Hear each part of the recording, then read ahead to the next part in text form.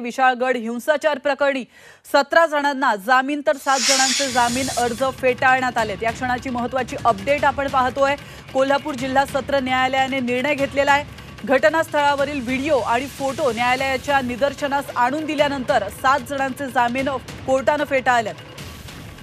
तर या क्षणाची महत्त्वाची बातमी आपण पाहतोय। विशाळगडावर हिंसाचार झाला होता आणि त्या प्रकरणी 17 जणांना जामीन देण्यात आलेला आहे, तर 7 जणांचे जामीन अर्ज फेटाळण्यात आले।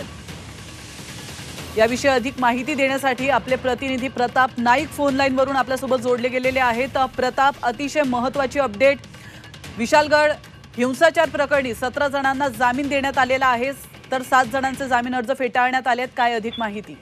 7 जणांचा जामीन अर्ज फेटाळण्यात आलाय। त्याचं कारण असं आहे की त्यांचा प्रत्यक्ष दंगलीमध्ये सहभाग दिसून येतो। त्या ठिकाणची व्हिडिओज असतील किंवा फोटोज असतील हे तपास अधिकाऱ्यांनी न्यायालयाच्या निदर्शनास आणून दिले। त्याच्यानंतर आपण पाहतो की 24 जणांपैकी 7 जणांचे जामीन अर्ज फेटाळलेत, तर इतरांना जामीन दिलेला आहे। सगळ्यात महत्त्वाचं म्हणजे शाहूवाडी पोलीस स्टेशनमध्ये जवळपास 400हून अधिक जे दंगलखोर आहेत त्यांच्या विरोधात गुन्हा दाखल करण्यात आलेला होता। त्यापैकी 24 जणांना या ठिकाणी कोल्हापूर पोलिसांनी अटक केली होती आणि त्यातल्या इतरांचा जे जामीन झालेला आहे, पण 7 लोकांचा प्रत्यक्ष सहभाग असल्याची माहिती या ठिकाणी मिळालेली आहे। नक्कीच धन्यवाद प्रताप, तुम्ही दिलेल्या महत्त्वपूर्ण माहितीबद्दल। तर आपण पाहतोय विशाळगड हिंसाचार प्रकरणातली महत्त्वाची अपडेट, 17 जणांना जामीन देण्यात आलेला आहे, तर 7 जणांचे जामीन अर्ज कोल्हापूर जिल्हा सत्र न्यायालयाने फेटाळले।